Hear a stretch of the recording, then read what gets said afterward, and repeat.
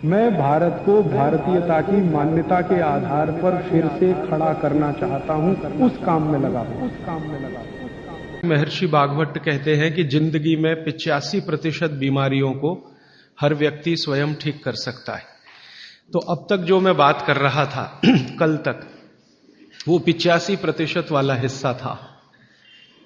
इसमें से आपको कोई भी बात ऐसी नहीं लगी होगी जो किसी विशेषज्ञ की मदद से करनी पड़े। अब तक मैंने जितना भी आपको बताया है वो सब इतनी सरल और सहज बातें हैं जो आप स्वयं कर सकते हैं। आज मैं आपको 15% वाले हिस्से की बात करूंगा। जो बचा हुआ 15% हिस्सा है जिसमें किसी विशेषज्ञ की जरूरत है, वो वाली बात आपसे शुरू करूंगा। लेकिन आज आप महसूस करेंगे व्याख्यान खत्म होने के बाद कि अरे ये 15% भी हम कर सकते हैं। भागवत जी की यही खूबी है। वो ये मानते हैं कि दुनिया का हर व्यक्ति विशेषज्ञ हो सकता है, और वो ये भी एक जगह लिखते हैं कि मैं अकेला भागवत नहीं, मेरे बाद और भी हो सकते हैं। वो ये कहते हैं कि जो व्यक्ति भी अपने शरीर का सूक्ष्म अवलोकन कर सके, ऑब्जर्वेशन, सूक्ष्म माइक्रो लेवल पे, वो सभी विशेषज्ञ हो सकते हैं। तो विशेषज्ञ चिकित्सा के स्तर पर आज मैं उनका एक अध्याय आपके सामने लेता हूं। ऐसे उन्होंने लगभग 40 से ज्यादा अध्याय लिखे हैं, उसमें से एक मैं शुरू करता हूं। भागवत जी ये कहते हैं कि जब विशेषज्ञ चिकित्सा की बात आए, गंभीर रोग जैसे कैंसर है, डायबिटीज है, अर्थराइटिस है, तो इसमें वो कहते हैं कि भगवान ने, प्रकृति ने ऐसी व्यवस्था बनाई है कि विशेष गंभीर रोगों की चिकित्सा भी आप बहुत आसानी से, सहजता से कर सके। उसमें से उन्होंने एक जगह लिखा है कि इस पूरे ब्रह्मांड में, पूरी प्रकृति में ऐसी कई चीजें हैं जो एक साथ वात, पित्त और कफ तीनों को ठीक करने की शक्ति रखती है, एक साथ। बहुत कम चीजें ऐसी हैं प्रकृति में जो वात, पित्त, कफ तीनों को एक साथ ठीक रखें। कुछ चीजें ऐसी हैं जो वात को अच्छा रखेंगी, कुछ चीजें ऐसी हैं जो पित्त को अच्छा रखेंगी, कुछ चीजें ऐसी हैं जो कफ को अच्छा रखेंगी। वात को अच्छा रखने वाली सबसे अच्छी चीज जो आपके घर में है वो है तेल। तेल, तेल वो जिसमें आप सब्जियां बनाते हैं, तेल वो जिसमें आप सब्जियां बनाते हैं।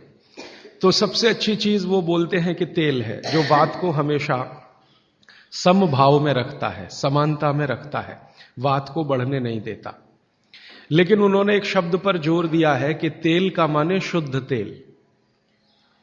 अब ये शुद्ध तेल उन्होंने लिखा 3500 साल पहले। आज के विश्लेषण में अगर हम ध्यान दें तो शुद्ध तेल का माने तेल की घानी से निकाला हुआ सीधा सीधा तेल, बिना कुछ मिलाए हुए सीधा सीधा तेल, कोई भी मशीन से निकाला हुआ सीधा सीधा तेल, उसमें कुछ नहीं मिलाया, मतलब नॉन रिफाइंड तेल।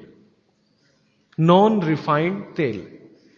अगर आप तेल खा रहे हैं तो भागवत जी का निवेदन है कि आप तेल शुद्ध खाइए, माने रिफाइंड तेल मत खाइए, डबल रिफाइंड तेल मत खाइए। अब आप कहेंगे जी क्यों नहीं खाएं, डॉक्टर तो यही बोलते हैं कि रिफाइंड खाओ, डबल रिफाइंड खाओ तो आपको हृदय घात नहीं आएगा, वगैरह वगैरह। ये जो रिफाइंड तेल है, मैंने इनको देखा है कैसे रिफाइंड किया जाता है। आप भी देख लें, कभी मौका मिले तो बहुत अच्छा होगा। किसी भी तेल को रिफाइंड करने में 6 से 7 केमिकल इस्तेमाल होते हैं, और डबल रिफाइंड करने में 12 से 13 केमिकल इस्तेमाल होते हैं। वो सब केमिकल मनुष्य के द्वारा बनाए गए हैं प्रयोगशाला में। भगवान का बनाया हुआ एक भी केमिकल तेल को रिफाइंड नहीं कर सकता। भगवान का बनाया हुआ माने प्रकृति का दिया हुआ, जिसको आप अंग्रेजी में कहते हैं ऑर्गेनिक। ऑर्गेनिक एक भी केमिकल नहीं है जो तेल को साफ कर सके, एक भी केमिकल दुनिया में नहीं है। जितने भी केमिकल तेल को साफ करने के लिए उपयोग किए जाते हैं वो सब इनऑर्गेनिक है, और इनऑर्गेनिक केमिकल ही दुनिया में जहर बनाते हैं, और उनका कॉम्बिनेशन जहर की तरफ ही लेके जाता है। आज की दुनिया में मॉडर्निज्म के नाम पर, आधुनिकता के नाम पर जितने इनऑर्गेनिक केमिकल्स जगह जगह इस्तेमाल हो रहे हैं, वो सब आपको धीरे धीरे उस तरफ ले जा रहे हैं जहां आप जहर अपने ही शरीर में पैदा कर दें। इसलिए रिफाइंड तेल डबल रिफाइंड तेल गलती से भी मत खाइए। भागवत जी कहते हैं कि जिंदगी भर वात को ठीक रखना है, जिंदगी भर। तो वात को ठीक रखने के लिए सबसे सरल चिकित्सा वो बोलते हैं वो तेल का ही है। वो कहते हैं शुद्ध तेल खाइए। शुद्ध तेल माने घानी से निकाला हुआ तेल। अब आपके मन में दो प्रश्न आएंगे तुरंत कि शुद्ध तेल में तो बास बहुत आती है। हां, सीधा प्रश्न। दूसरा प्रश्न आएगा जी शुद्ध तेल बहुत चिपचिपा होता है, गाढ़ा होता है, चिपचिपा होता है और बास अलग से आती है। हम लोगों ने जब शुद्ध तेल पर भारत देश के कुछ वैज्ञानिकों की मदद से काम किया, एक तरह से कहें रिसर्च किया, तो पता चला कि तेल का जो चिपचिपापन है वो उसका सबसे महत्वपूर्ण घटक है। तेल में बहुत कुछ होता है, जैसे मैंने आपको पहले दिन बताया ना, मिट्टी में माइक्रो न्यूट्रिएंट्स है, कैल्शियम है, आयरन है, सिलिकॉन है, कोबाल्ट है, ऐसे तेल में भी है, हर चीज में है। तो तेल का जो सबसे महत्वपूर्ण हिस्सा है वो उसका चिपचिपापन ही है। और जैसे ही तेल में से ये चिपचिपापन निकाला तो पता चला वो तेल ही नहीं बचा। तेल जिस चीज के लिए खाया जाता है वो बचा ही नहीं, वो हिस्सा ही गायब हो गया।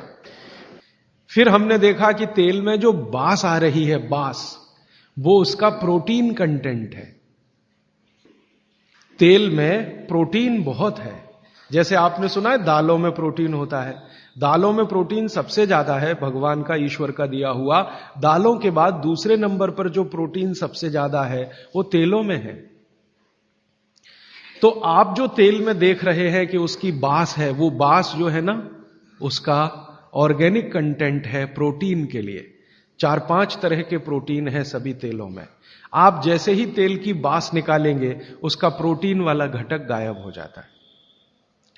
अब बास निकाल दिया तो प्रोटीन निकल गया, और चिपचिपापन निकाल दिया तो उसका जो फैटी एसिड है वो गायब। अब ये दोनों ही चीजें गायब हो गई तो तेल नहीं रहा, वो पानी है एक तरह से।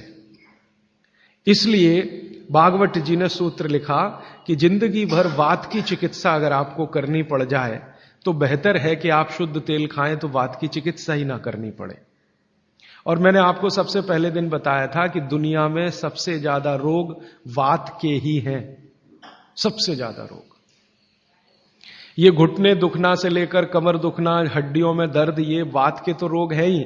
सबसे खतरनाक वात का रोग है हार्ट अटैक, हृदयघात। सबसे खतरनाक बात का रोग है पैरालिसिस।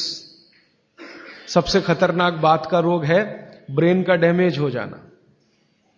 तो ये खराब से खराब जो रोग आपकी जिंदगी में है, इनमें वात के खत्म हो जाने की या वात के पूरी तरह से बिगड़ जाने की भूमिका सबसे बड़ी है।